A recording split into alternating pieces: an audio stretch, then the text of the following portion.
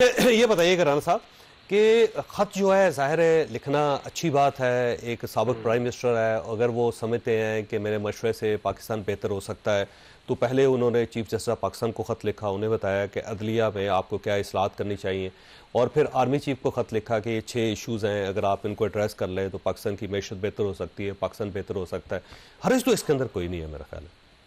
नहीं, हर्ज तो किसी चीज़ में भी नहीं होता कि जब आप बात करना चाह रहे हो। लेकिन जो सवाल आपने अभी पंजोता साहब से पूछा था कि आप डरा रहे हैं, मशवरा दे रहे हैं, क्या कर रहे हैं या दरख्वास्त दे रहे हैं। मतलब आप पहले यजीद वक्त के नाम से पुकारते थे, फिर आप मीर जाफर सादिक बुलाते थे, Yahya general Yahya part two आप कहते हैं, आज जनरल डायर कह दिया। फिर जनरल वो जब जनरल याहिया पार्ट 2 कहते हैं तो साथ ही मुजीबुर रहमान की तरह 6 नुकाती खत भी लिख देते हैं अगली सांस में।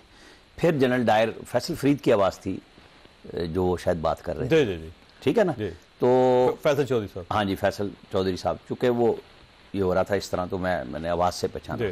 तो वो बड़ा सख्त जवाब खान साहब की जेल के बाद आया, क्योंकि रात से ये बात हमें तो सिक्योरिटी ज़राए से बिल्कुल क्लियर आ गई थी कि ये ख़त जो है हमें 14 साला कैद के मुजरिम का है, हमें मिला भी नहीं है और हमें कोई दिलचस्पी भी नहीं है।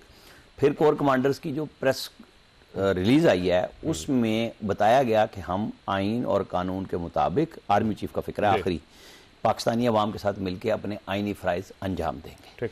अच्छा, अब आप इस खत में से क्या ढूंढ रहे हैं? मतलब आपको पता चल गया कि डिवीजन बेंच आपकी मर्जी का अवेलेबल नहीं है, तो समझ आ गई कि भाई जितनी कोशिशें की थी, चाहे वो 346 सफ़े का खत है चीफ जस्टिस को, चीफ जस्टिस ने अपना जवाब अपनी मशावरत का पब्लिकली साफ़ियों के सामने बैठ के दिया कि मैं इसको दुरुस्त समझता हूँ।